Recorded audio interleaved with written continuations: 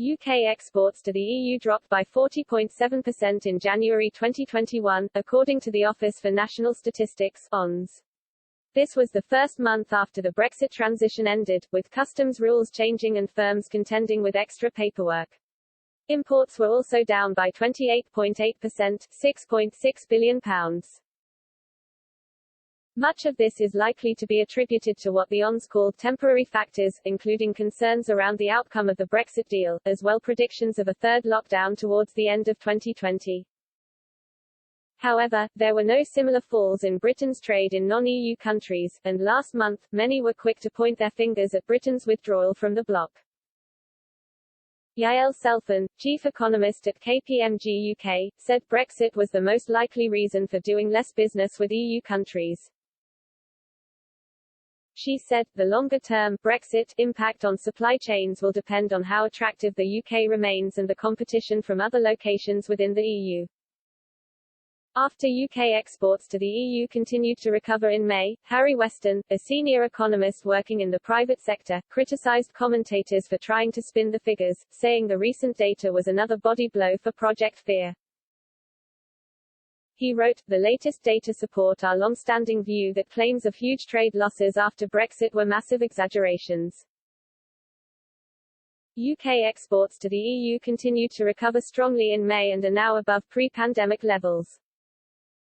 The latest data support our long-standing view that claims of huge trade losses after Brexit were massive exaggerations.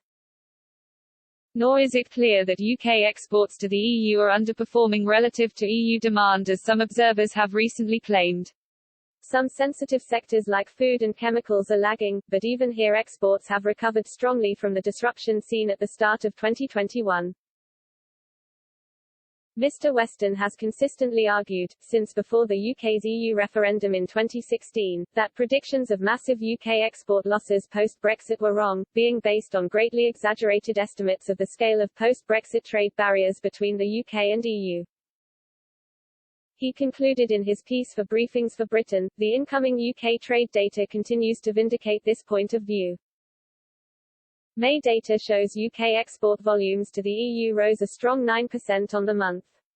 Exports to the EU are now close to the recent peak of December 2020, which was significantly boosted by stockpiling ahead of the UK's exit from the single market and customs union, and actually above the pre-pandemic levels. Non-EU exports also continue to grow solidly, by 6.4% on the month in May.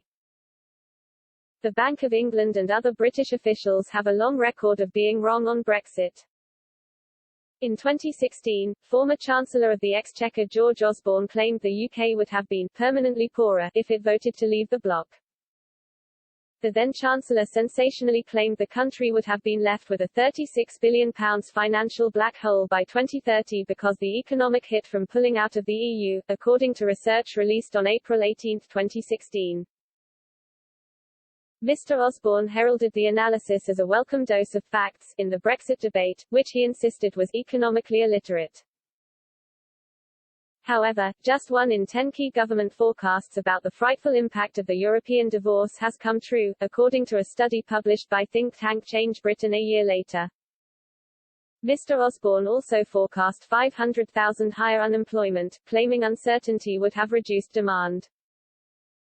He said, it would be the poorest, who would be ravaged by an EU exit, citing people whose jobs depend on the car plants and steel-making factories. However, in 2017, former Labour MP Casella Stewart and Change Britain chairman said, the Remain campaign fed the public stories of doom and gloom, but this analysis shows why voters were right to see through their scaremongering. Growth continues to be upgraded, employment is at a record high and a number of multinational businesses have made major investment announcements into the UK. The British people had the confidence to reject Project Fear and back Project Hope. Outside the EU we can begin a process of national renewal and look forward to a strong and flexible economy which benefits everyone across the UK. According to Change Britain, just 2 out of 19 predictions made by government peers in the run-up to the referendum can be shown to be true. Former Governor of the Bank of England Mark Carney was also often accused of contributing to Project Fear during the referendum, particularly after he warned that a vote to leave the bloc could have pushed the economy into recession. Not only did a recession never materialize, the Bank of England's prediction that the economy would stagnate in the second half of 2016 was incorrect, as it grew 0.6% in the third quarter.